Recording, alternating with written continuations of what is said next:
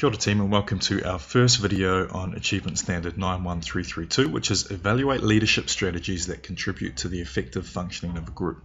Now this first video we are going to be looking at leadership and leadership styles.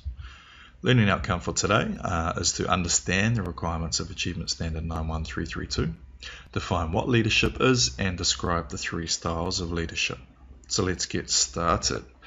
Okay, this achievement standard is worth 4 credits and it requires you to have a clear understanding of leadership concepts and strategies. It involves you in making judgments about the application of the strategies in relation to the effective functioning of the group, with the aim of using ongoing reflection and making appropriate adaptations where necessary. The group that we will be referring to throughout this achievement standard will be primary school students that you will be coaching Flag League to. You'll spend the first week learning the game and getting qualified. Then in weeks 2 to 4, you'll go into the schools and coach these students. The final week will involve you planning and implementing a festival day where all the schools come together to compete against each other. Now, all of these components require effective leadership to occur at all times.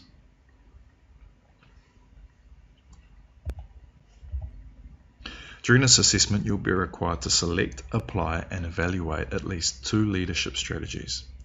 The 5 choices you have to choose from include communication, management, planning, goal setting, and motivation.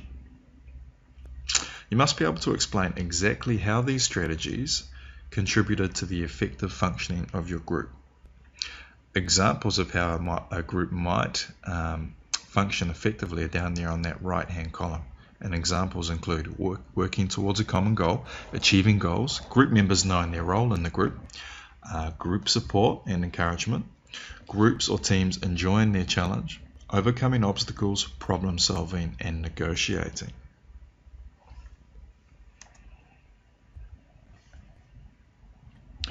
Leadership is a process. It involves influence and occurs in a group context. Leadership involves reaching goals. So leadership can be described as a process in which a person influences a group of individuals to achieve a common goal. Basically, a leader is a person who influences a group of people towards the achievement of a goal. Very similar. An interesting way to look at leadership is this chart highlighting the 3 P's. Person, people, and purpose. So a person is a leader who goes first and leads by example, so others are motivated to follow that person. To be a leader, a person must have such a deep-rooted commitment to the goal that the person will strive to reach it even if nobody follows that person.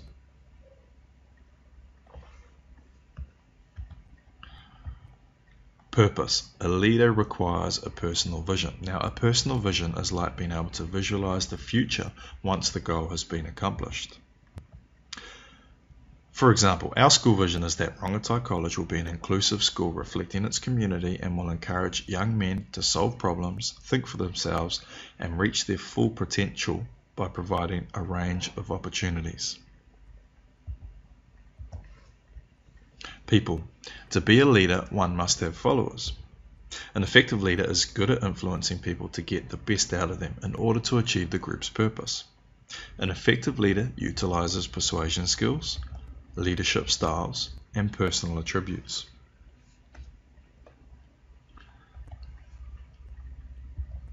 There are many different leadership styles, with most people using a combination of styles, depending on the range of circumstances.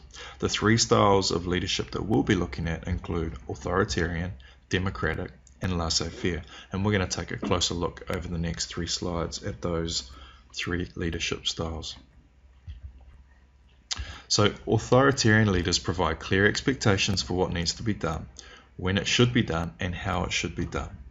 There is a clear division between the leader and the followers, and decisions are made independently with little or no input from the rest of the group. Now, it's thought that decision making is less creative under authoritarian leaders. Authoritarian leadership is best applied in situations where there is little time for group decision making or when the leader is the most knowledgeable person in the group.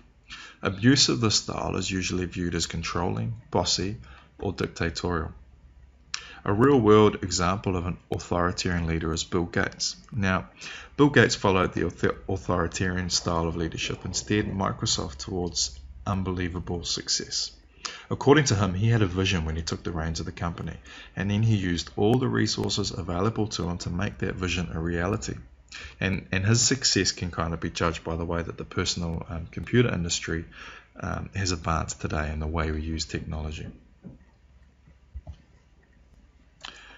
Democratic leadership is generally the most effective leadership style. Democratic leaders offer guidance to the group, but also participate in the group and allow input from other group members.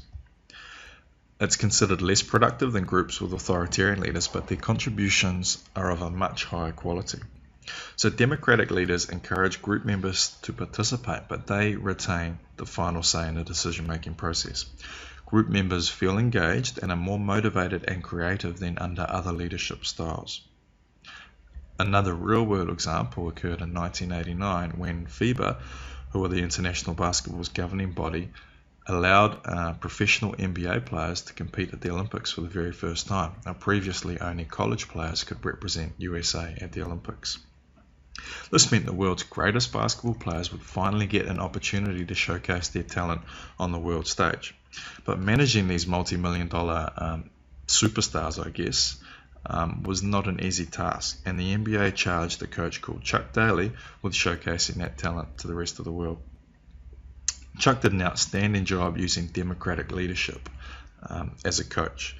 He was able to guide the team while still allowing players the creative freedom to stamp their individuality on the way they competed. The Dream Team, with 12 of the greatest players of all time, won the gold medal that year with an average winning margin of every game of 43 points. So it was a pretty successful Olympic campaign for the Dream Team. Now, a lot of that had to do with how great those players were, but Chuck Daly and his democratic approach to his leadership also contributed to the success of that team. Laissez-faire, this type of leadership offers little or no guidance to group members and leaves the final decision making up to the group.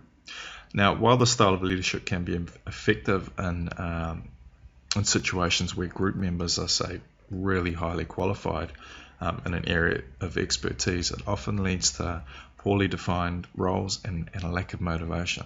Probably not one of the better leadership styles, and particularly for us in the context that we will be coaching and leading with these younger students. A laissez-faire style or approach is probably not the best way to go about things.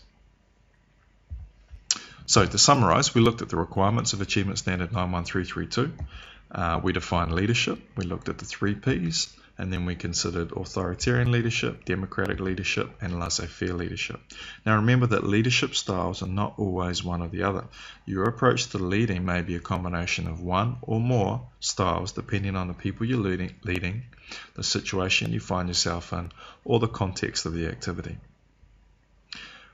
Also, there's more than 3 leadership styles, so it may pay for you to have a look around, do a bit of research and see what other leadership styles are out there and how they compare and contrast to the 3 that we've discussed here. Please complete your whisk sheet, get your question done, and also look through the book to the focus questions relating to this video and make sure that those are completed as well.